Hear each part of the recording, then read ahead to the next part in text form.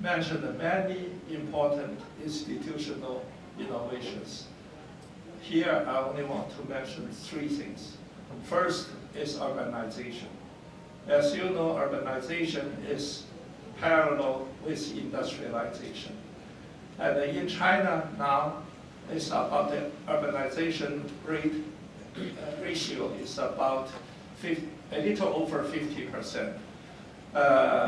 We have 1.34 billion population, and 7.3 billion now is living in the urban area. But only 4.6, thank you, is permanent inhabitants, and 2.7 is still, we call migrant workers. And among them, 400 million is staying in the urban area more than 1 year, and 2.3 and 40 million is staying in the urban area more than 1 year, and 230 million people still come and go between the urban area and rural area. So the urbanization is very important for China for 2 reasons. One is China is a country which has dual economic structure. That means the people living in the urban area, the income, average income is 3 times higher than the people in the rural area. The purchasing power of the people in the urban area is 4 times higher than the people in the rural area. The people in the urban area enjoys a much better education, public and medical care, and so on, and other public services than the people in the rural area. So the most inequality in China, the largest inequality in China is between the people in the urban area and in the rural area. So we have to solve this problem to guarantee the social justice and equality. On the other hand, when we move the people from the rural area to the urban area, we should provide them jobs, housing, education of their children, and social securities. So when they from peasants shift to the workers, the productivity will raise quite high. We calculate the productivity, agricultural productivity in 10 largest agricultural countries. There are 3 levels. The first level is United States, Japan, and France. Each peasant can create 30 to 50,000 US dollars per year. That means value added. And the second level was Brazil, Turkey, and Brazil, Turkey, and Russia. Each peasant can create 3 to 5,000 US dollars per year, value added. And the third level is China, India, Indonesia, and Nigeria. Each peasant only can create 3 to 500 US dollars. So in this case, even at this time being, China's peasants now can create it around 900 US dollars per year. It's still very low compared with 20,000 US dollars in the workers in the industrial sector. So when the peasants moved to the urban area and became workers, their productivity will increase quite a lot. That means they can create more wealth for the society. On the other hand, after they move to the urban area, they will leave more land in the rural area. Then it will facilitate the peasants remaining in the rural area to raise their productivity by the economy of scale in agricultural production. So urbanization will be a very important momentum to drive China's economic growth. And the second innovation we call the new land reform, or the second land reform in China. As I mentioned, the gap between the people in the urban area and the people in the rural area is very high. What's the reason? Actually, in 1949, right after the establishment of the new China, we gave the land to the peasants. But in the year 1955, we have changed our system to collective. So that means the individuals no more can own their property rights no more. The land became a collective owned. And so the people lost their property rights. And so that's caused a big gap. And so now we have made a new decision to solve this problem for 4 points. First point is in the past, the land in the urban area belonged to the government. So they can, you might have bid to sell the land to the developers for a higher price. And the collective land is the government bought the collective land from the peasants with a low price, and then they can sell for a high price to the developers. So this is not good. So now we have checked the situation. Even the collective owned land also need to go into the market to also as the land in the urban area owned by the government. And the profit should be shared between government, collective, and the individuals. So that will increase the income of the individuals. That's first. Second is the contracting in the agricultural production. In the past, when the people moved to the city urban area, they cannot get any income with their contracting lands. And now we change this. The contracting lands is also, first is we have to clearly identify the contracting rights. And also the rights can be transferred and can be lended to others if the person from the rural area to move to the urban area. So that means they still can have part of their income from their contracting land. And the third is the housing in the rural area. Because in the past the land is not their own, it's collective owned. So their housing is also, the land of their house is still collective owned. Now we clarify this is their housing has the property rights. So they can transfer them or lend them to get their incomes. Last is in the rural area, there are some collective enterprises and owned enterprises.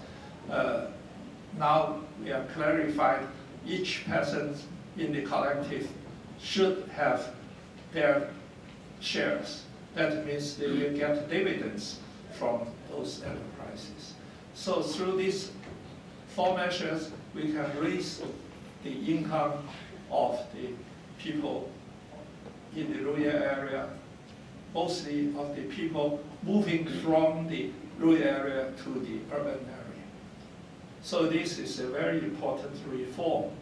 So I said it's a second land reform comparing with 60 more years ago, and also maybe the new land reform. It will trigger the activity of the people in the rural area. And the third is we need to find out the new economic growth poles. Because as I said, in the traditional industries, most traditional industries have excess capacity. So we need to find more new growth poles in our economy. And on the other hand, because China is a developing country and also our energy source is mainly based on fossil energy. 90% of our energy source based on fossil energy. 20% is petroleum and natural gas.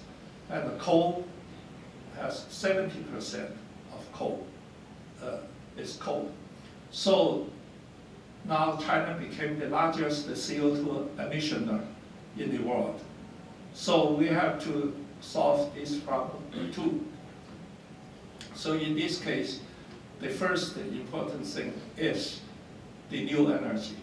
So we need to develop hydro energy, hydropower, nuclear power, solar power, and wind power, this kind of new energy. On the one hand, to fill the gap of our energy demand, because now China is a net importer of energy, of petroleum, natural gas, even coal. On the other hand, we'll reduce the CO2 emission. So this is the first thing. And the second is we call the modern service industry. That means financial services, information industries, logistics, and exhibition industries, consulting industries, and so on. Those modern service industries, on the one hand, will generate a big market in China. For example, only information industry can generate 4 trillion RMB market in China, according to the prediction of some specialists. And on the other hand, they do not emit CO2, right? And the third category is culture industry. That means culture products and cultural services. This is also very important because along with the income raise of people, their demand on culture in products and cultural service will grow. So in this case, we need to provide more cultural products and service to the people. So this will be the 3 major growth poles in China. Now I will talk a little about the economic relationship between China and Malaysia, between the 2 countries. I think the relationship between 2 countries grows quite fast and healthy. Now our bilateral trade is over 100 billion last year. And China have about a 60 billion deficit in our bilateral trade. And after we build up the strategic partnerships relationship in the year 2003, this number grows quite fast. I think maybe about 10 times. So that means very fast growth. And the bilateral investment is also growing. Certainly at this time being, the investment from Malaysia to China is much higher than the investment from China to Malaysia. But because China has 3.82 trillion US dollars foreign reserve, so we would like to encourage our companies to invest more abroad. Actually, the difference between FDI and ODI in China is narrowing now. So that means we can encourage more Chinese partners, Chinese enterprises to investment abroad, including Malaysia. But I would say it's very important is investment is a business. So we have to deal with this carefully, and also business is business. That means first you have to choose the right project. You have to understand China's economic situation. As I said, if you invest in those industries which already have the excess capacity, you will have no future, right? So you have to choose the right project. Second is you have to choose the right partner. To speak frankly, there are always the dangers of mistrust. So the only way is to develop mutual communication and mutual contact, and then you can develop mutual understanding and mutual trust. And then finally, you can talk about cooperation and friendship. So in China, we have the word is friendship comes before the business. So this is very important. You have to choose the right partner. And the third is that you have to choose the right place. Because China is such a big country, some local governments are eager to attract the FDIs.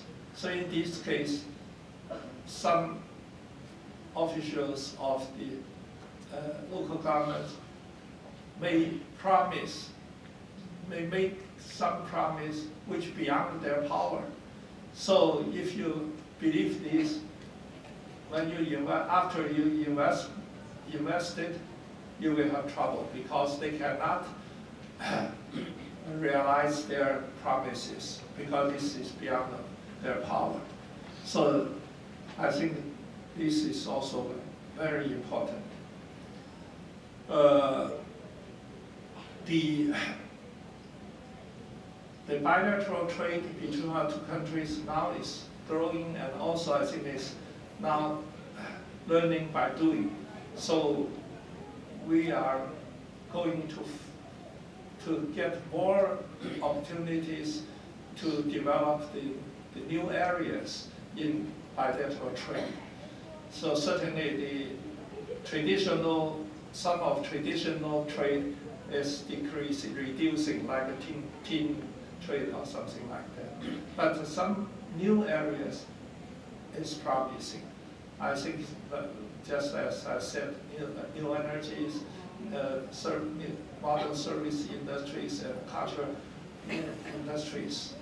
So I wish the entrepreneurs from our two countries can get more and more frequent communication and contact.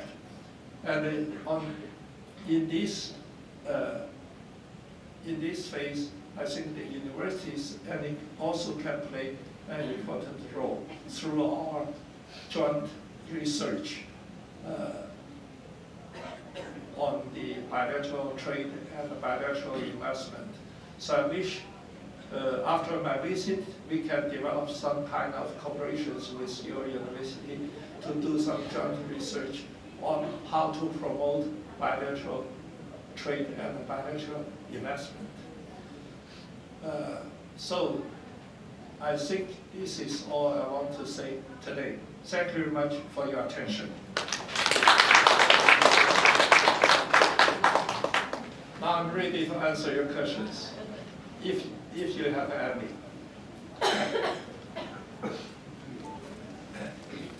So maybe we can have a first question.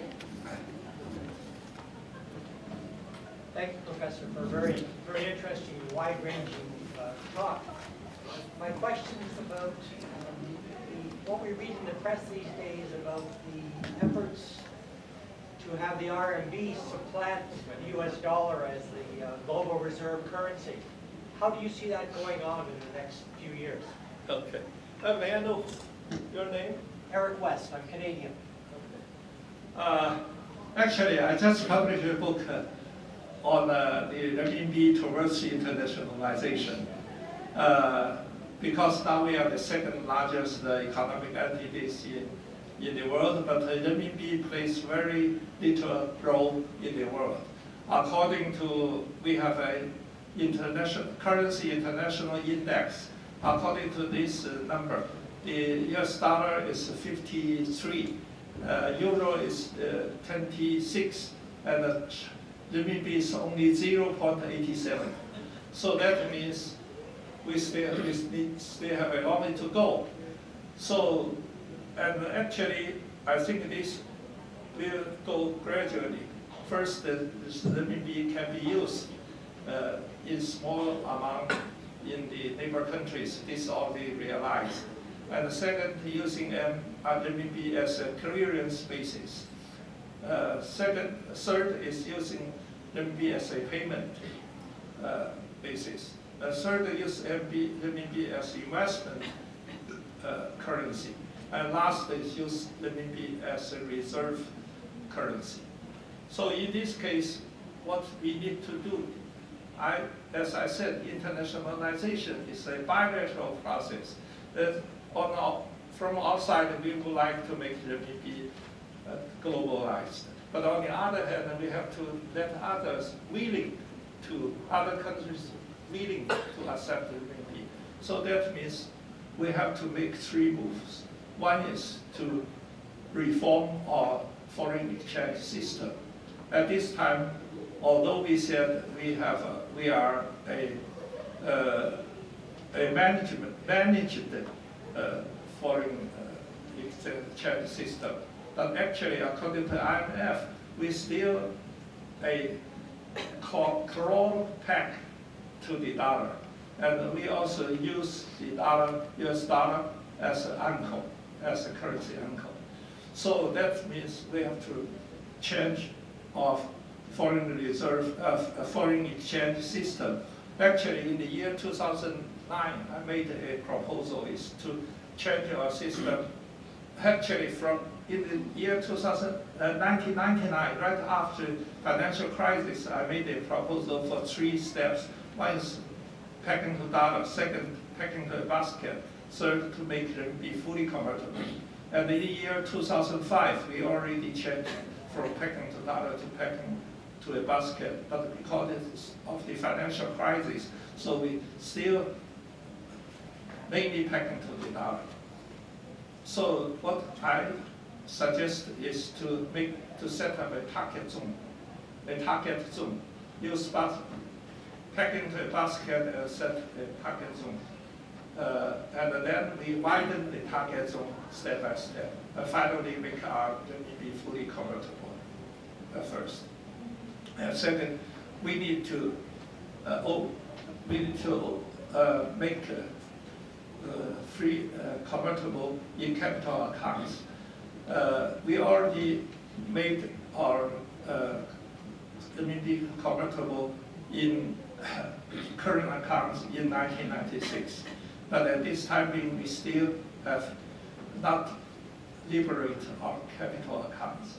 So we need to, step by step, to make free convertibility of our capital account. And the third is we need to liberalize our capital item accounts. This difference is free convertible doesn't mean you quite cannot liberate because you may have some limitations. So in my opinion, even in the United States or in the UK, they still have some limits for some capital accounts. So in China, according to IMF, there were 40 sub-accounts in capital accounts. In China, 22 sub-accounts is basically liberated, but they still have some limitations. 14 is partially liberated. 4 has not been liberated. So we need to move toward to make more sub-accounts to be liberated. So I think this is the 3 measures we need to take. And I'm not saying renminbi will play a much more important role than the U.S. and the U.S. dollar and the euro. I think after 10 years, we can make renminbi internationalized, basically internationalized. That means maybe 50% comparing with the 52% of US dollar, 26% for the euro, maybe 15% on the one hand. And also maybe enter the SDR. And this time being renminbi because it's not convertible, so they're not in the SDR, special drawing rights. But after 10 years, I think maybe we can for 5% in the SDR. And maybe some central banks would like to use RMB as a reserve currency, but this not depend on my wishes. It depend on the other countries. But I'm still optimal for the future of the renminbi globalization. Thank you. My book will be published in English, maybe in June this year. Please, maybe you can check from the Amazon also.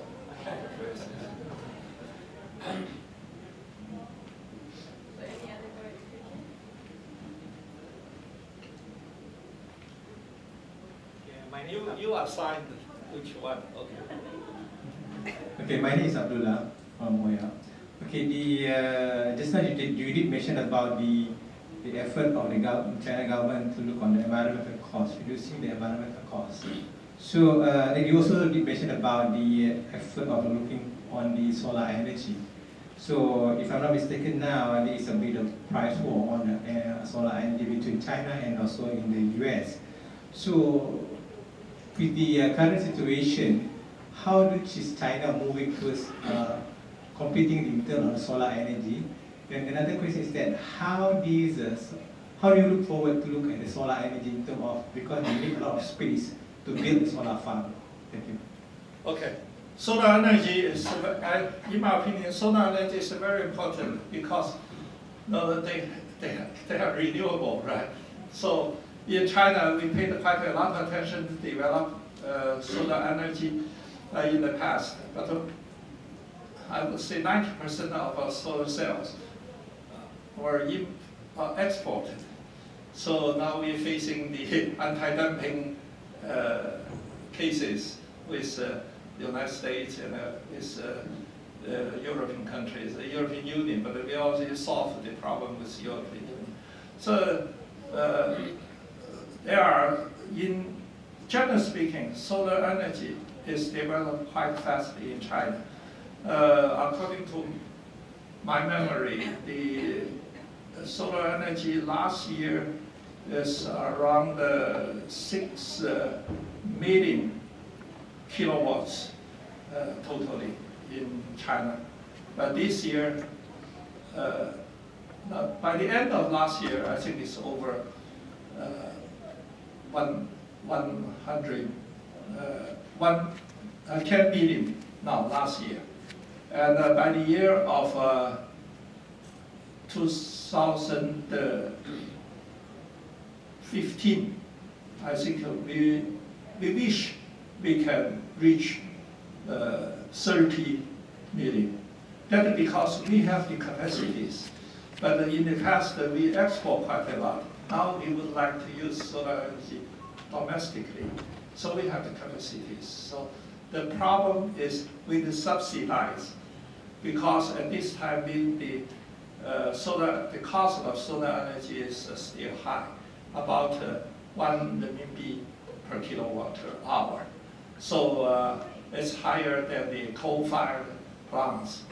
The coal-fired plants will be 40 cents. So we need to subsidize the solar energy and then decrease the subsidy year by year.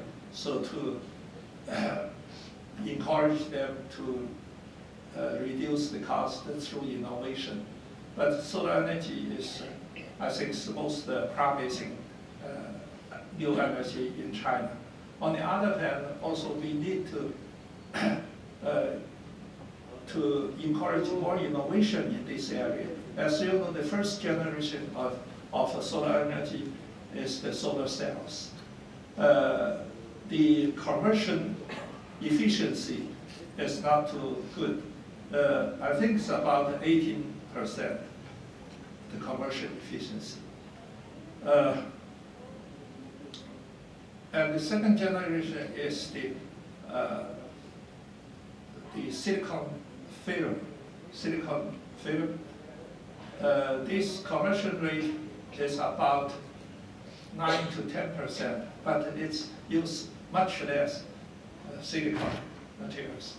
And the third generation, newest generation, is the 3 to 5 group film. I'm a chemical engineer, so I can say this.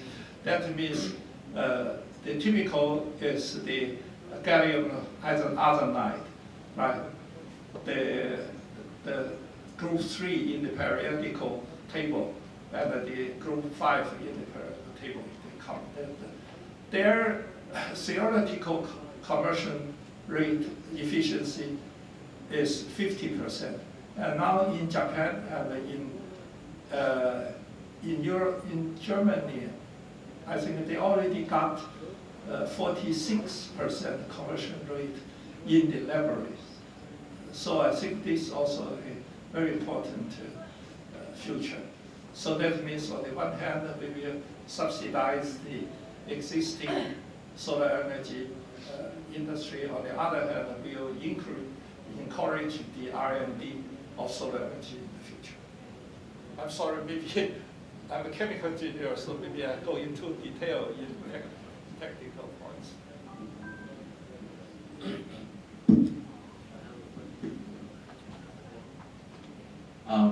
Good afternoon, Professor Cheng. I'm live from the School of Economic Banking and Finance. Well, I'm glad to hear that Professor Cheng just now say that you're encouraging more China investors to come over to Malaysia as compared to Malaysia to invest a lot in China. Now recently, I think the property market in Malaysia shot up like a rocket. There's a group of Chinese investors did come to Malaysia, but they're not investing in the real industry, but invest in the property market. So I'm just wondering whether Chinese government have any measures to control this kind of investment coming to Malaysia? Thank you. I'm very sorry to say, because this is I think it's a business is business. So we cannot say you cannot invest in real estate in Malaysia. The reason is in China we now control the development of real estate industries, because it's, as I said, it's already has some bubbles. So we limited the people to buy the housing. Each inhabitant in the urban area only can buy one more house. So in this case, the developers move to abroad, not only in Malaysia, in London, in the United States, even in Cyprus. Many Chinese people went to buy the housing. On the other hand, to speak frankly, your house is quite cheaper than in China.